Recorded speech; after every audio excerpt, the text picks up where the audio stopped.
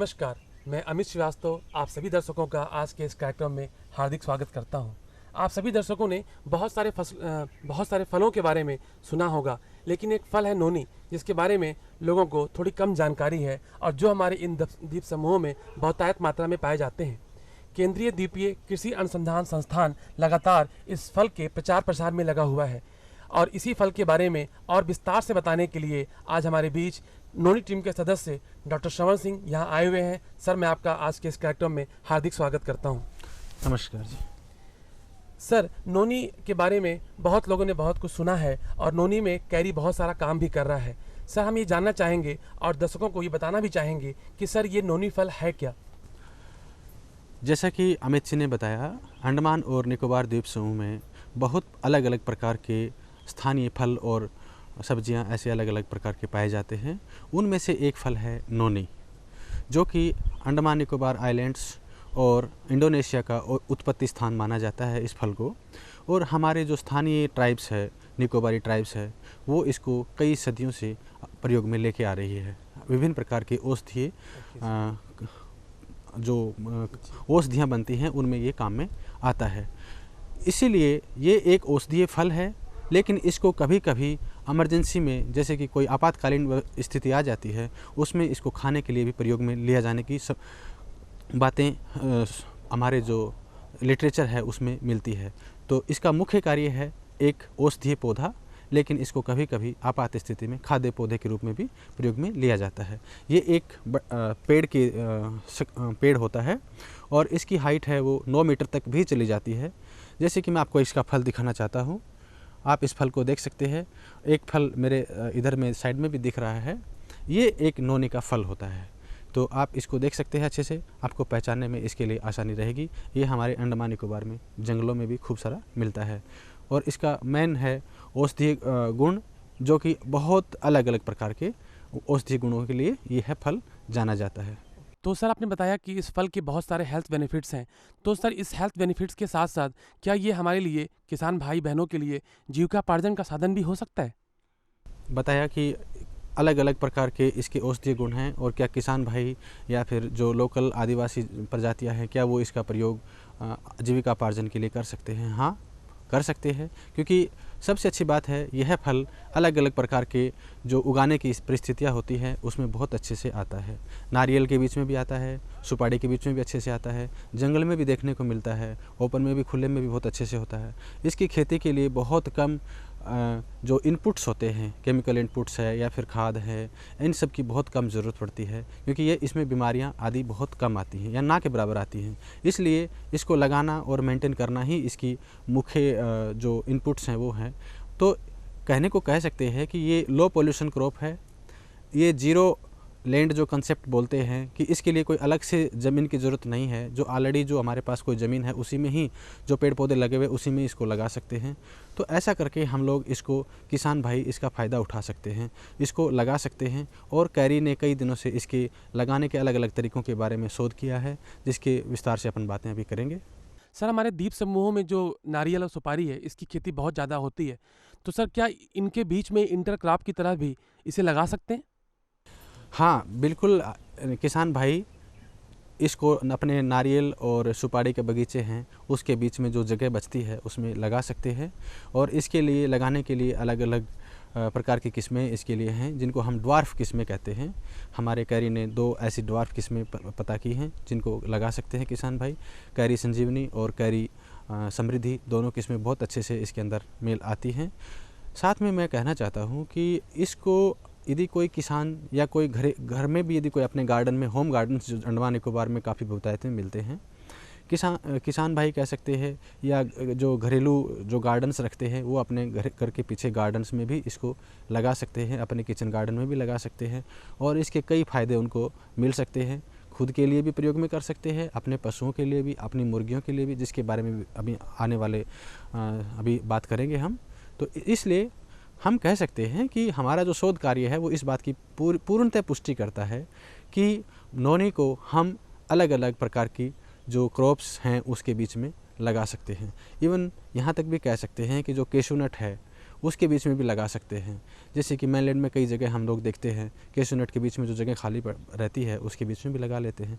लेकिन अंडमान निकोबार के अंदर मुख्यतः नारियल और सुपारी की खेती, जिसके अंदर 25,000 से भी ज़्यादा हेक्टेयर एरिया है, उसका काफ़ी हिस्सा इस फसल को लगा के प्रयोग में लिया जा सकता है और किसान भाई अपनी आमदनी पर यूनिट ऑफ लैंड है उससे बढ़ा सकते हैं।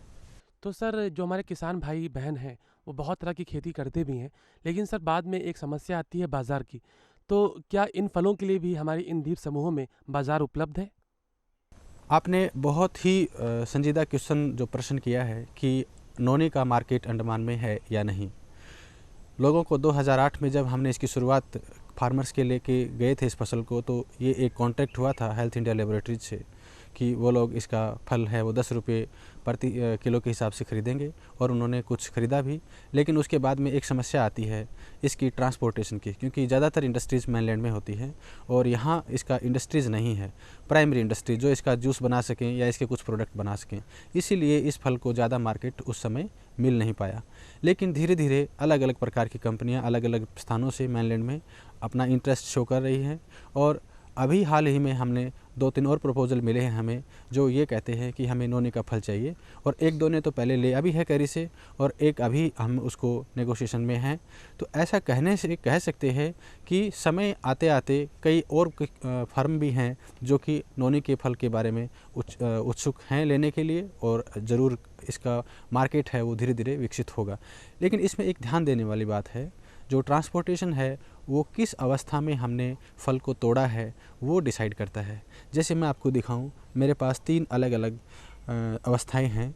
एक ये थोड़ा सा हरा जो कि सफ़ेद की तरफ टर्न हो रहा है, ये हम लोग हार्वेस्ट करने के 4 या 5 दिन तक रख सकते हैं, जो कि यहाँ से मेनलैंड ले जाने के लिए काफ़ी सही अवस्था है। दूसरा जो फल है आप देख सकते हैं, सभी दर्शक भी देख सकते हैं, जो इंडस्ट्रियलिस्ट हैं वो भी देख सकते हैं। इसको एक अवस्था है जो हम ले सकते हैं, ये स्थानीय बाज़ार के लिए अच्छा है। यदि अंडमान निकोबार में इसकी इंडस्ट्री है तो इसी अवस्था में फलों को लिया जा सकता है। यदि दूसरे द्वीप से लेके आ रहे हैं तो ये ग्रीन स्टेज लेके आनी है एक जो इसका, क्योंकि इससे तीसरा जो अवस्था है वो आप देख सकते हैं, मेरे साथी आपको दिखा रहे हैं, ये है बिल्कुल ट्रांसपेरेंट हो जाती है वाइट, और ये बहुत ही सॉफ्ट हो जाती है। इसी अवस्था में इसका जूस निकाला जाता है, और इस अवस्था से इस अवस्था में आने का 3 या 4 दिन का समय लगता है। यदि मार्केट में हमें इंडस्ट्री बनानी है, यदि हमें तुड़ाई का सही समय पता है और इंडस्ट्री बनानी है, तो इस अवस्थाओं का हमें बहुत ही ध्यान रखना पड़ेगा। तभी हमारा जो, क्योंकि रॉ मटेरियल है वो सबसे महत्वपूर्ण होता है, और सही किस्म का रॉ मटेरियल हम किसानों से ले पाएंगे और हमारी इंडस्ट्री के लिए यूज़ कर पाएंगे ताकि एक सक्सेसफुल मॉडल बने। लेकिन इसी के लिए जो मैंने शुरुआत में भी कहा था, कई फर्म्स हैं वो फलों को ले रही हैं, कई फ़्लाइट से भी ले जा रही हैं, कई शिप से भी ले जा रही हैं। लेकिन अभी इसके मार्केट डेवलप होने के लिए सबसे अच्छा जो हो सकता है वो स्थानीय इंडस्ट्री को प्रमोट करना ज़रूरी है। उसके लिए मैं आपको बताना चाहता हूं कि केंद्रीय द्वीपीय कृषि अनुसंधान संस्थान ने एक पोस्ट हार्वेस्ट फैसिलिटी बनाई है, जिसमें अलग अलग प्रकार के इसके प्रोडक्ट्स बना के इसकी जो अनुसंधान है उसके ऊपर ज़ोर शोर से कार्य शुरू किया है, और थोड़े ही समय में शायद हम कुछ अच्छे प्रोडक्ट्स स्थानीय लेवल पे लेके आने के लिए हम लोग अच्छी तकनीकी दे पाएंगे। तो सर आपने बताया कि इन फलों को अगर सही अवस्था में इंडस्ट्री तक पहुंचा दिया जाए तो ये फल उपयोगी होंगे, लेकिन अगर सही अवस्था में ये फल नहीं पहुंचे तो शायद इंडस्ट्री के लिए भी उपयोगी ना हो। तो सर कैरी कई दिनों से, कई सालों से इस दिशा में काम कर रहा है। तो सर क्या कैरी ने कुछ ऐसी भी प्रजातियां विकसित की हैं जिसकी सेल्फ लाइफ ज़्यादा हो, ताकि किसान भाई पकने के बाद उस फलों को सही समय पे इंडस्ट्री तक पहुंचा सकें? जैसा आपने पूछा कि कुछ किस्में विकसित हुई हैं, तो हाँ, कैरी ने 2008 में एक नोनी टीम के तहत डॉक्टर DR सिंह जिसके लीडर थे, हमने विभिन्न क्षेत्रों से नोनी को कलेक्ट करके लेके आए, और लगभग 40 अलग अलग प्रकार के स्थानीय जो जर्मप्लाज्म था उसको कंजर्व किया, उसको इवेलुएट किया 5-6 साल में, और हमने 4 अच्छी किस्में विकसित की हैं। उनके नाम हैं कैरी संपदा जिसका साइज़ थोड़ा बड़ा रहता है, कैरी संजीवनी एंड कैरी समृद्धि। इन कैरी संजीवनी और समृद्धि के फल साइज़ थोड़ा छोटा रहता है, 100 ग्राम से नीचे। और एक है कैरी रक्षक। कैरी रक्षक है वो मैं किसानों को बताना चाहता हूँ कि जैसे नोनी की जो मेन द्वीपों में इसलिए इसकी पहचान हुई थी कि जो सुनामी 2004 में आया था तो कई जगह में सी वाटर आ गया था, उससे ज़मीन ख़राब हो गई थी, कृषि भूमि लगभग 8000 हेक्टेयर के आसपास ख़राब हुई थी। तो उसको रिकवर करने के लिए, रिक्लेम करने के लिए कुछ अलग अलग प्रकार की तकनीकियाँ विकसित की गई थी। तो उसमें ये भी था कि कौन से पौधे हैं ऐसे जो कि सी वाटर वाले अफेक्टेड लैंड्स में आ सकते हैं। तो हमने उसमें से एक पौधा आइडेंटिफाई किया था, नोनी। तो ये जो रक्षक वैरायटी है, इसका नाम इसलिए दिया गया है कि ये सैलिनिटी टॉलरेंट है। ये सी वाटर अफेक्टेड जो लैंड्स थी जहाँ पे सैलिनिटी अभी भी है, वहाँ पे इसकी खेती बहुत ही अच्छे से हो सकती है।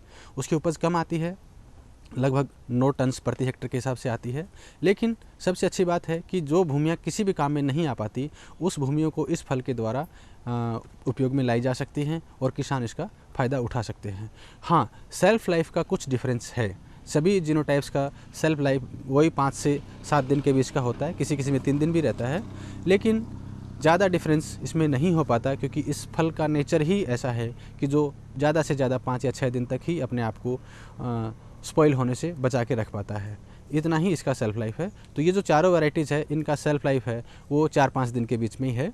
तो इसलिए किसान भाई इनको लगा सकते हैं और जो से मैंने बताया अलग अलग स्टेजेस है, उसका ध्यान रखा जाए तो ज़रूर किसानों को फ़ायदा रहेगा और इंडस्ट्री को लॉस से बचाव रहेगा। तो सर आपने बताया कि कैरी ने 4 तरह की प्रजातियां विकसित की हैं। तो सर हम ये जानना चाहेंगे और हमारे किसान भाई बहन भी ये जानना चाहेंगे कि जो उच्च गुणवत्ता की जो सीड्स हैं, जो ये डेवलप्ड वैरायटीज़ हैं और जो इनकी जो बीज हैं, ये किसान भाई बहन कहाँ से प्राप्त कर सकते हैं?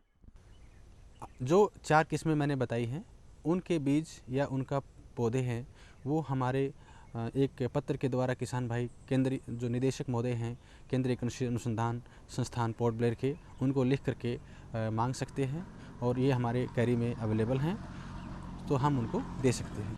तो सर आपने बताया कि इनके बीज और चारा भी यहाँ उपलब्ध है। और सर अब हम आगे बढ़ते हैं। सर हम ये जानना चाहेंगे और हमारे जो किसान भाई बहन हैं वो भी ये जानना चाहेंगे कि इसकी खेती करने के लिए किस तरह की भूमि, किस तरह का वातावरण, कितना पानी वगैरह की ज़रूरत पड़ेगी? नौनी को अलग अलग प्रकार की भूमियों में उगाया जा सकता है, भले वो क्षारीय हो या फिर अनुपजाऊ भूमियाँ हो या फिर जो से वेस्टलैंड्स कहते हैं वो सब हो। लेकिन इसकी सबसे अच्छी जो काश्त की जाती है उसके लिए दोमट, बलुई दोमट भूमि जो है वो सबसे अच्छी होती है। इसके लिए पीएच की आवश्यकता वैसे तो कोई स्पेसिफिक नहीं है, ये अम्लीय में भी बहुत अच्छे से आता है और क्षारीय में भी आता है, लेकिन इसके लिए जो पीएच की आवश्यकता होती है वो 5.5 से 6.5 के बीच में सबसे उत्तम मानी जाती है। इन भूमियों में जल निकास की व्यवस्था अच्छी होनी चाहिए क्योंकि इससे जड़ों के लिए उचित वातावरण बना रहता है, जिससे पौधे की वृद्धि और फलों का साइज अच्छा रहता है। रही बात वातावरण क्लाइमेट की, तो क्लाइमेट जो ट्रॉपिकल क्लाइमेट है वो इस मोरिंडा सिट्रीफोलिया जो किस्म है जिसका सबसे ज़्यादा उपयोग होता है इंडस्ट्री में, उसके लिए ट्रॉपिकल क्लाइमेट जहाँ का तापमान लगभग 25 डिग्री से 32 डिग्री के मध्य रहता है, सबसे उत्तम माना जाता है। और इसकी खेती में किसान भाइयों को बता दूं, जैसे मैंने पहले भी बताया नारियल और सुपारी के बीच में भी बहुत अच्छे से आती है। तो ये थोड़ा सा शेड लविंग प्लांट है, पार्शियल शेड जो कंडीशन जिनको बोलते हैं, हल्की सी छाया जो रहती है, ऐसी स्थिति में नौनी की खेती बहुत अच्छे से आती है। तो किसान भाई इसको लगा सकते हैं, खासकर ट्रॉपिकल क्लाइमेट के जो आइलैंड्स हैं जैसे हमारे अंडमान एंड निकोबार आइलैंड्स हैं, उसमें बहुत अच्छे से इसकी खेती की जा सकती है। साथ में मेनलैंड में भी जो ट्रॉपिकल रीजन्स हैं उसमें भी नौनी के मध्य, नारियल और सुपारी के मध्य इसको लगाया जा सकता है। लेकिन ये ठंड से इस पौधे में काफ़ी नुकसान होता है।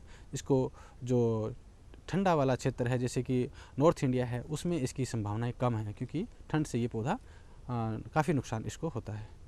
तो सर आपने बताया कि कैसे इसकी खेती की जा सकती है। तो क्या हमारे जो संस्थान कैरी है उन्होंने इसके लिए कोई पैकेज ऑफ प्रैक्टिसेस भी डेवलप किया है? हाँ, हमारे केंद्रीय द्वीपीय अनुसंधान संस्थान पोर्ट ब्लेयर ने इसके लिए बहुत ही विस्तार में अध्ययन किया है और इसके पैकेज ऑफ प्रैक्टिसेस हैं वो कम्प्लीटली डेवलप की हैं। इसमें शुरुआत से पौधा कैसे बनाएं, वहाँ नर्सरी प्रोडक्शन से लेकर के उसका दूरी कितना रखें, 4x4 मीटर की जो दूरी हम लोग बताते हैं, वो बड़े जो किस्में हैं जैसे संपदा है उसके लिए 3x3 मीटर है, वो जो छोटी हाइट जो ड्वार्फ वैराइटीज़ हैं कैरी रक्षक, कैरी संजीवनी और है हमारी कैरी समृद्धि, इन तीनों के लिए। और इसके साथ साथ में गड्ढे का कितना गहराई बनाएं। किसान भाइयों, इस चीज़ का ध्यान रखो कि ये पेड़ एक बार लगा करके 10-15 साल तक हमें रखना होता है, इसलिए लगाने का तरीका बिल्कुल ही परफेक्ट होना चाहिए। इसके लिए आप 50 × 50 × 50 मीटर से 75 × 75 × 75 मीटर के गड्ढे बना सकते हैं। जैसे आप लोग नारियल के लिए या सुपारी के लिए बनाते हैं, वैसे इसके लिए गड्ढे बनाएं। इसमें थोड़ा सा जैसे साइज़ मैंने बताया कम रहता है, उसके अंदर खूब अच्छा सा सड़ा हुआ गोबर की खाद डाल दें 20 से 25 किलो, और उसको भर के 1 महीने तक रखें। फिर इसमें अपना अच्छा तैयार किया वाला चारा जो 6 से 8 महीने का होता है उसको डालें, और समय समय पर पानी की व्यवस्था रखें। कीड़े मकोड़े इसमें ना के बराबर आते हैं, यदि कोई आता भी है तो हमारे संस्थान से संपर्क किया जाए, हम उसके लिए उचित उसका मैनेजमेंट बताएंगे, या एग्रीकल्चर डिपार्टमेंट से भी इस बारे में बात की जा सकती है। अब बात आती है कटाई छटाई की।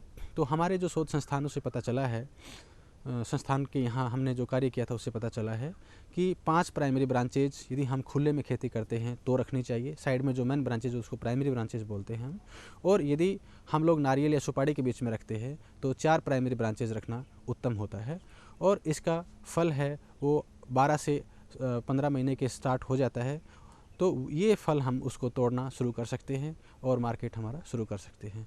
सबसे अच्छी बात है नोनी की, ये इंडस्ट्री के लिए बिल्कुल उत्तम पौधा है, क्योंकि इससे हर महीने हमें पैदावार मिलती है। सबसे अच्छी पैदावार सितंबर अक्टूबर में मिलती है, और जैसे आगे आगे समय सुख धूप काल आता है मार्च अप्रैल, उसमें थोड़ी सी कम हो जाती है। लेकिन उस समय भी जो किस्में हमने 4 विकसित की है उनमें मिनिमम जो थ्रेशोल्ड हम बात करते हैं कि जिससे इंडस्ट्री का मेंटेन बना रहे, उतनी पैदावार ये 1 हेक्टर से हमें 1 हेक्टर से, या मतलब जितना बड़ा इंडस्ट्री है उसके हिसाब से मिलता रहता है।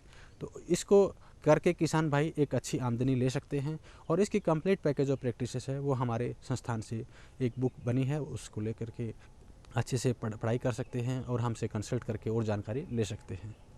तो सर, आपने हमारे किसान भाइयों को बहुत सारी बातें बताई, तरीके बताए, नई नई जो वैरायटीज़ हैं उसके बारे में बताया, कैसे लाभ कमाना है इसके बारे में बताया। तो सर, हम आपसे आज अंत में ये जानना चाहेंगे कि हमारे किसान भाइयों और बहनों को आप क्या संदेश देना चाहेंगे इस फसल के बढ़ावा देने के? किसान भाइयों, कई दिनों से नौनी द्वीपों में कुछ किसान लोग जानते हैं, भले ही वो हट बे हो या कैम्बल बे हो, वहाँ इसको लगाया गया था। कुछ अच्छे एक्सपीरियंसेस किसानों के नहीं हैं, उस चीज़ को हम मानते हैं, क्योंकि मार्केट एक सबसे बड़ी समस्या थी और धीरे धीरे मार्केट विकसित हो रहा है। तो आने वाले दिनों में नौनी का भविष्य अच्छा है। हो सकता है उसमें 10 साल लगे, 5 साल लगे, समय ज़्यादा नहीं लगने वाला है, लेकिन ये फसल ज़रूर आने वाली है एक अच्छे मार्केट में, क्योंकि इसके जो हेल्थ बेनिफिट्स हैं, जैसे बताया है मैंने कि 160 से ज़्यादा, लगभग 200 के आसपास कंपाउंड्स इसमें जो हेल्थ बेनिफिट वाले हैं वो पाए जाते हैं। और ये हमारी निकोबारी ट्राइब से लेके पोलिनेशियन ट्राइब्स तक हर जगह इसको पहचाना गया है। ट्राइबल्स में अलग अलग प्रकार के जो हेल्थ सप्लीमेंट्स, जिनको क्या कहते हैं, स्वास्थ्य वर्धक जो उत्पाद बनते हैं, उनको माना गया है। अंतर्राष्ट्रीय स्तर पे भी यूरोपियन कमेटी ऑफ हेल्थ है, उसने भी इसको नोबेल फूड माना गया है, दिया है। बहुत सारे पेटेंट्स इस पे आ रहे हैं।